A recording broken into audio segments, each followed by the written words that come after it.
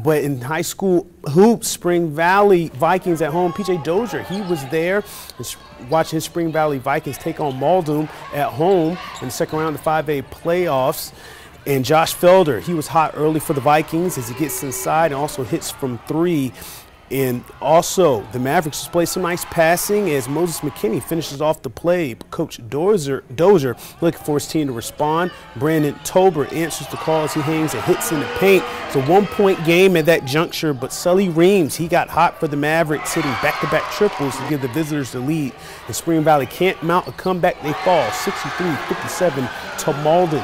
Staying with high school hoops, reigning 4A champion Ridgeview Blazers hosted Whyalla tonight for the second round game. This was all about the Blazers. When I showed up, it was 68-19 Ridgeview in the third quarter, and that lead increased as Javon Anderson hits a three. He had 19 for Ridgeview, but then Waylon Napper with the play of the night. He's out on the break, and watch this. That is filthy.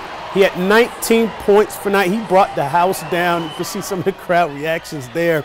And you talk about high flying. Taylor Rice almost outdid Napper with the putback dunk attempt, but Sincere Scott cleans it up. He had 11. The Blazers hit 15 threes in this one. Eric Stoneman's squad is back in the third round with a blowout win, 104-50 over Whyalla. And the undefeated Lexington Wildcats at 27-0 continue postseason play.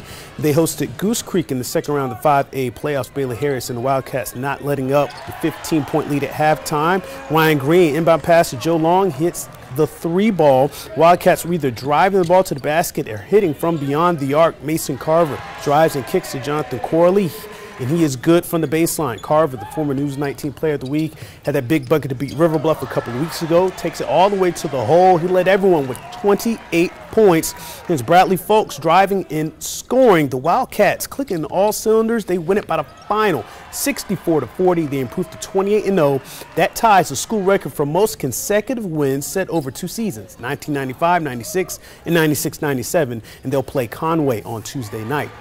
The Irmo Yellow Jackets were on the road for the second round of the playoffs, taking on Dorman for the rematch of last year's 5A title game. And Dylan Williams, he had himself a game for the Yellow Jackets. He led Irmo with 20 points. Check this out. The up and under move is good for Mr. Williams, but Irmo, they would commit a turnover. And Dorman, they get out on the break. Miles Tate, Edge Williams for a game high 21 points. Tom Whipple working the refs, looking for a call, trying to get his Irmo team back in the game, but Dorman comes down. They convert the alley-oop. Irmo comes up short against the defending 5A champions in the rematch, the final 68-41 to Dorman. River Bluff in action tonight at Berkeley as the Gators looking for their second playoff win in program history.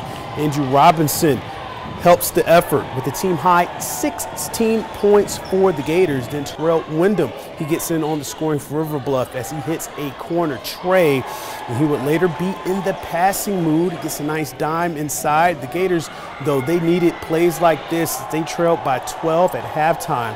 But in the second half, DJ Chisholm, he swung the momentum in favor of the home team. He gets the spin move and gets the lay on the break.